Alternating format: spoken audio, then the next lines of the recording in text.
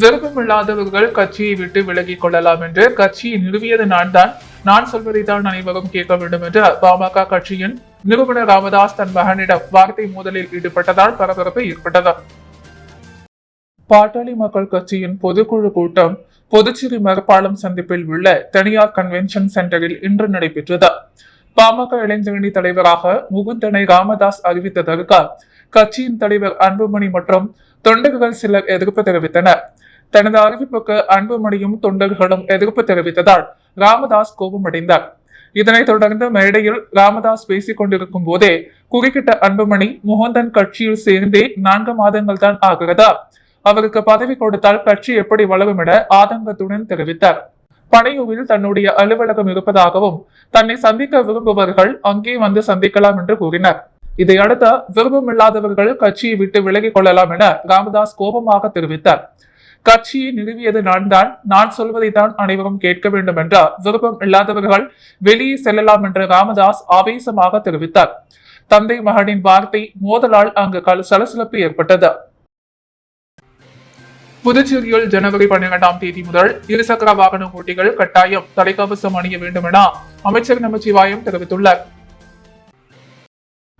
புதுச்சேரியில் புத்தாண்டை முன்னிட்டு பாதுகாப்பு ஏற்பாடுகள் குறித்து காவல்துறை தலைமையகத்தில் உள்துறை அமைச்சர் நமச்சிவாயம் தலைமையில் போலீஸ் உயர் அதிகாரிகள் ஆலோசனை கூட்டம் நடந்தது. கூட்டத்தில் டிஜிபி ஷாலினி சிங் மற்றும் காவல்துறை உயர் அதிகாரிகள் பலர் கலந்து கொண்டனர். கூட்டத்தின் முடிவில் செய்தியாளர்களிடம் பேசிய அமைச்சர் நமச்சிவாயம், புதுச்சேரியில் புத்தாண்டு பாதுகாப்பு பணியில் 2000 போலீசார் மற்றும் 500 தன்னார்வலர்கள் ஈடுபட உள்ளனர். கடற்கரையில் புத்தாண்டு கொண்டாட்டங்களுக்கு வருபவர்களுக்கு 10 இடங்களில் வாகன நிறுத்துமிடம் அமைக்கப்பட்டுள்ளது. கடற்கரை சாலையில் இரவு 12:30 மணி வரை மட்டுமே கொண்டாட்டங்களுக்கு அனுமதி அளிக்கப்பட்டுள்ளது. ஜனவரி 11ஆம் தேதி கவர்னர் தலைமையில் தலைக்கவசம் அணிவது குறித்த விழிப்புணர்வு பேரணி நடைபெற உள்ளது. ஜனவரி 12ஆம் தேதி முதல் புதுச்சேரியில் இருசக்கர வாகன ஓட்டிகள் கட்டாயம் தலைக்கவசம் அணிய வேண்டும். வரும் பொங்கல் பண்டிகைக்குள் காவலர்களுக்கு தேர்தல் பணிக்கான அலவன்ஸ் மற்றும் சீருடை அலவன்ஸ் வழங்கப்படும். அதேபோல் காலியாக உள்ள 70 காவல் உதவி ஆய்வாளர்கள் பணிக்கான அறிவிப்பு 2 தினங்களில் வெளியிடப்படும் என்றார். இணைய வழியில் நாடு முழுவதும் பலரிடம் 66 கோடியே 11 லட்சம் ரூபாய் மோசடி செய்ததாக மேற்கு வங்க மாநிலத்தைச் சேர்ந்த 3 புதுச்சேரி இணையவழி குற்றப்பிரிவு போலீசார் கைது செய்தனர். புதுச்சேரி முருங்கம்பாக்கத்தைச் சேர்ந்த அழகம்மை என்பவரிடம் மும்பை போலீஸ் அதிகாரி என கூறி பேசிய மர்ம நபர் அழகம்மையின் ஆதார் கைபேசி எண்களை பயன்படுத்தி தைவான், கம்போடியாவுக்கு போதைப் பொருள் கடத்தல் நடைபெற்றதாகவும் இந்த வழக்கிலிருந்து அவரை விடுவிக்க பணம் கொடுக்க வேண்டும் என கூறி ரூபாய் 27 லட்சத்தை மோசடி செய்தனர். தான் ஏமாற்றப்பட்டதை அறிந்த அவர் இதுகுறித்த புதுச்சேரி சைபர் கிரைம் காவல் நிலையத்தில் புகார் அளித்தார்.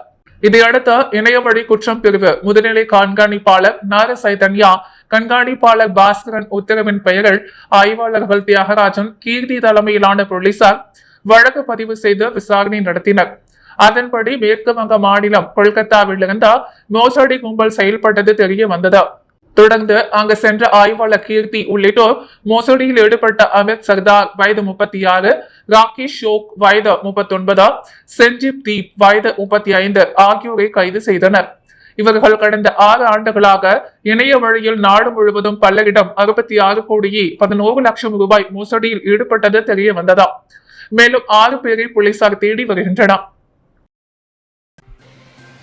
மறைந்த முன்னாள் பாரத பிரதமர் மன்மோகன் சிங் உருவப்படத்திற்கு துணைநிலை ஆளுநர் கைலாசநாதன், முதல்வர் ரங்கசாமி ஆகியோர் மலர் தூவி மரியாதை செலுத்தினர். முன்னாள் பாரத பிரதமர் டாக்டர் மன்மோகன் சிங் அவர்களது மறைவையொட்டி புதுச்சேரி குபேர் சாலையில் உள்ள மேரி கட்டிட அரங்கில் அவரது திருவுருவப்படத்திற்கு அரசு சார்பில் அஞ்சலி செலுத்தும் நிகழ்ச்சி இன்று நடைபெற்றது. அன்னாரது திருவுருவப்படத்திற்கு துணைநிலை ஆளுநர் கைலாசநாதன், முதலமைச்சர் ரங்கசாமி, சட்டப்பேரவை தலைவர் செல்வம், பொதுப்பணித்துறை அமைச்சர் லட்சுமி நாராயணன், அரசு கொறடா ஆறுமுகம், சட்டமன்ற உறுப்பினர் லட்சுமிகாந்தன், அரசு செயலர் செய்தி மற்றும் விளம்பரம் கேசவன், செய்தி மற்றும் விளம்பரத்துறை இயக்குனர் தமிழ் செல்வன் ஆகியோர் மலர் தூவி அஞ்சலி செலுத்தினர்.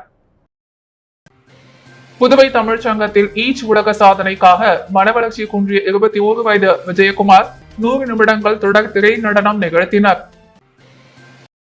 புதுவை தமிழ் சங்கத்தில் ஈச் உலக சாதனைக்காக மன வளர்ச்சி குன்றிய 21 வயது விஜயகுமார் 100 நிமிடங்கள் தொடர்திரை நடனம் நிகழ்த்தினார். மற்றும் கலைரத்னா பைரவியின் 25 ஆண்டு கால தொடர் 1710வது கவியரங்கம் நிகழ்த்தியதா நிகழ்வு. மேலும் சிவகாசி டாக்டர் கணேஷ் 20 ஆண்டுகளில் 4624 ஜோடி கண்களை பெற்றதற்கான நிகழ்வு நடைபெற்றது. இச்சாதனையை ஈச் உலக சாதனை அமைப்பு நிறுவன தலைவர் கலைமாமணி டாக்டர் தமிழ்வாணன் அங்கீகரித்தார்.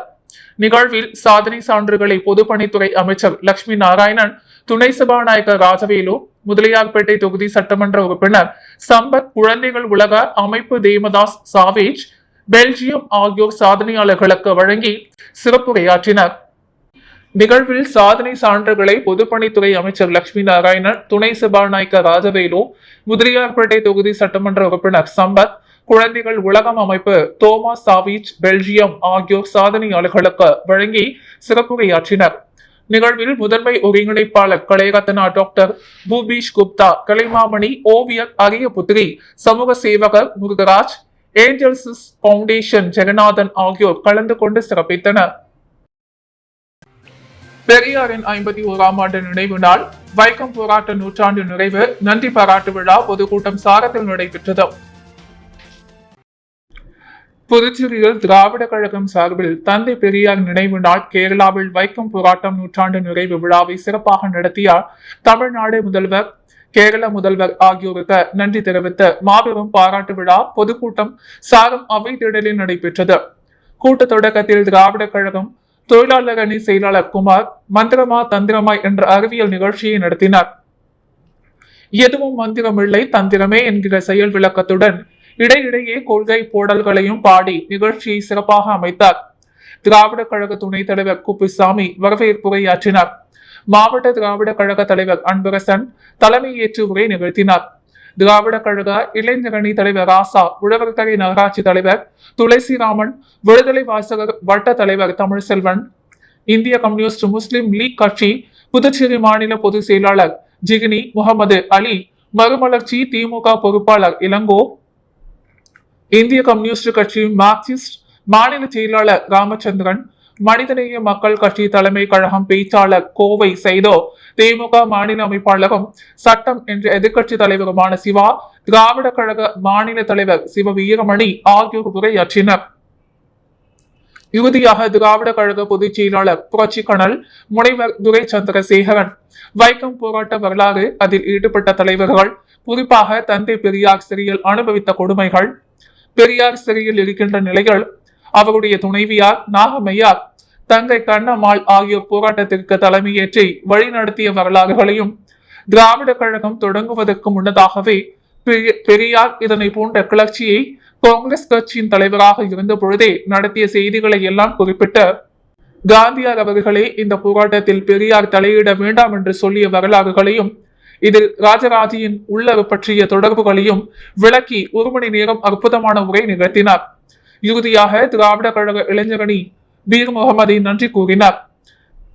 பகுத்தறிவாளர் கழக மாநில அமைப்பாளர் ரஞ்சித் குமார், பொதுக்குழு உறுப்பினர் பழனி, பகுத்தறிவாளர் கழக தலைவர் நடராசன், நகராட்சி கொம்யூன் கழக பொறுப்பாளர்கள் கிருஷ்ணசாமி, ஆறுமுகம், தமிழ் நிலவன், முத்துவேல், விடுதலை வாசகர் வட்ட செயலாளர் சிவராசன், பகுத்தறிவாளராசன், கழக செயலாளர் சத்யராஜ், ஊடகவியலாளர் ஆதி நாராயணன், துளசி கல்பனா, இளைஞரணி செயலாளர் சித்தார், துணைத் தலைவர் பிரபஞ்சன், அறிவு செல்வன், பன்னீர்செல்வம் உட்பட பல கலந்து கொண்டனர். அண்ணா பல்கலைக்கழக மாணவி பாலியல் வன்கொடுமை வழக்கை சிபிஐ விசாரணைக்கு உத்தரவிடக் கோரி வரும் 30ஆம் தேதி புதுச்சேரியில் அதிமுக சார்பில் ஆர்ப்பாட்டம் நடைபெறும் என மாநில செயலாளர் அன்பழகன் தெரிவித்துள்ளார். புதுச்சேரியில் கடந்த 10 ஆண்டுகளில் 3 முறை கட்டாய தலைக்கவசம் சட்டத்தை கொண்டு வருவதும், தனியார் நிறுவனம் மூலம் லட்சக்கணக்கான தலைக்கவசங்களை விற்பனை செய்வதும், விற்பனை முடிந்தவுடன் கட்டாய தலைக்கவசம் சட்டத்தை அரசு ரத்து செய்வதும் வாடிக்கையாக உள்ளது என குற்றம் சாட்டினார்.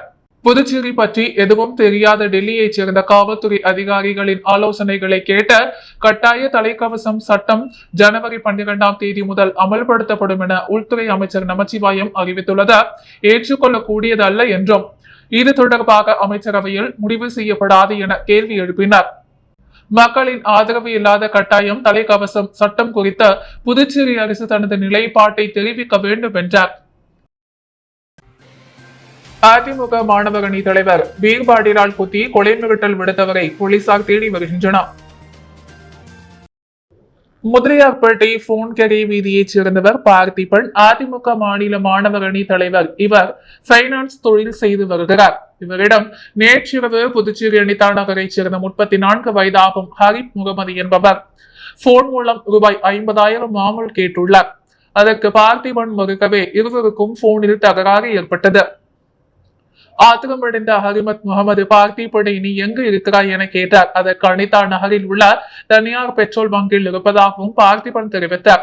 அங்கு சென்ற ஹரிப் முகமது அவர் வைத்திருந்த பீர்பாட்டிலால் பார்த்திபனை குத்தி கொலை மிரட்டல் விடுத்தார்.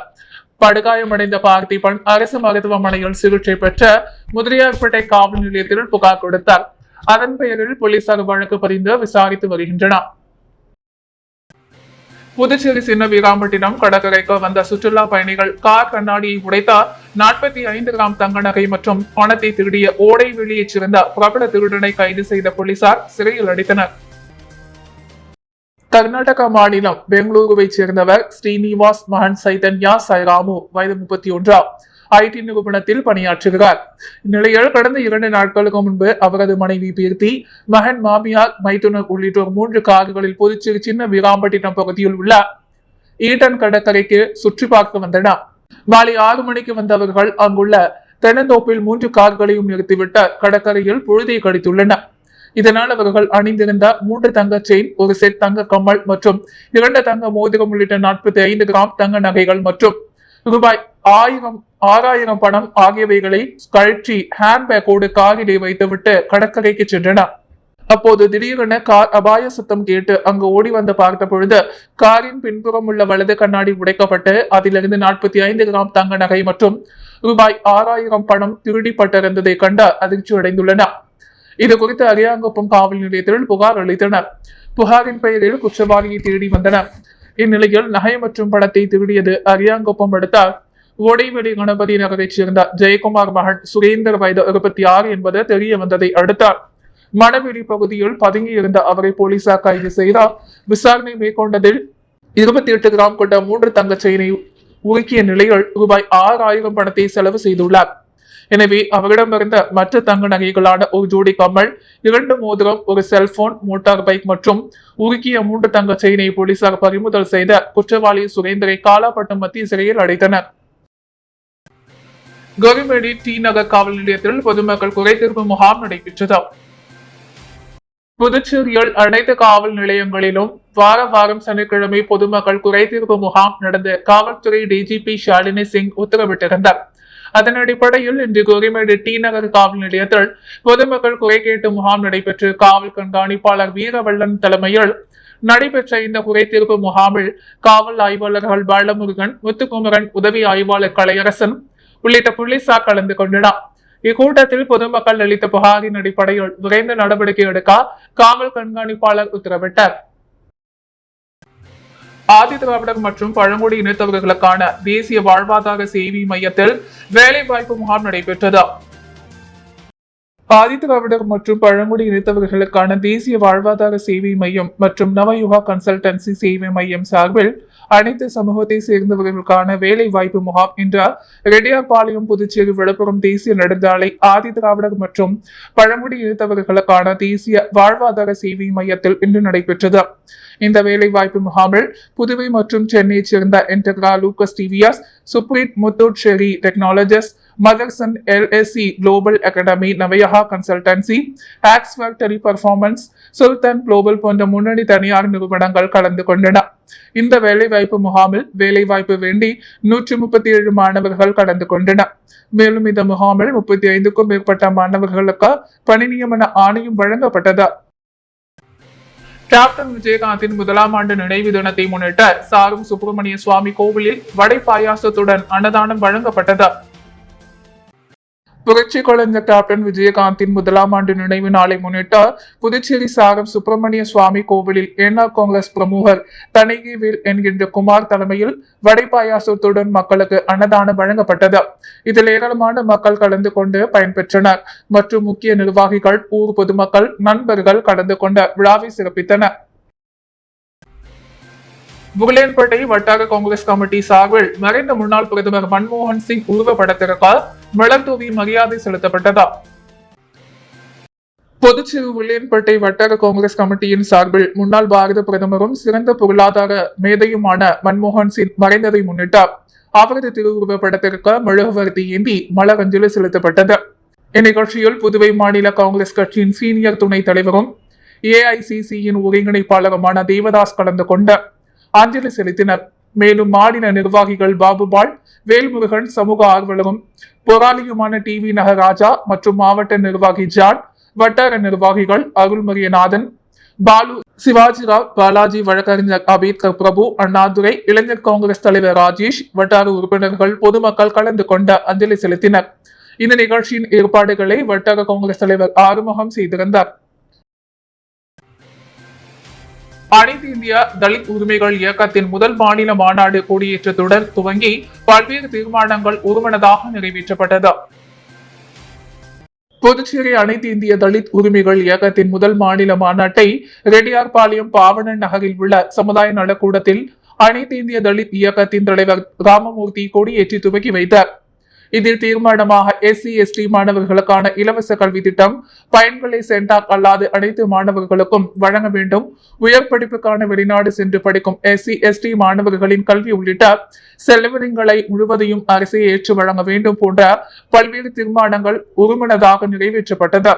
இந்நிகழ்ச்சியில் சிறப்பு அழைப்பாளர்களாக அனைத்து இந்திய தலித் உரிமைகள் இயக்கத்தின் அகில இந்திய துணைத் தலைவர் வீரபாண்டியன், இந்திய கம்யூனிஸ்ட் கட்சியின் புதுச்சேரி மாநில செயலாளர் சலீம், பழனியம்மாள், பொன் நலவேந்தன், ராஜா, கங்காதரன், பக்ரிசாமி, முருகையன் மற்றும் பல்வேறு இயக்க தோழர்கள் கலந்து கொண்டனர்.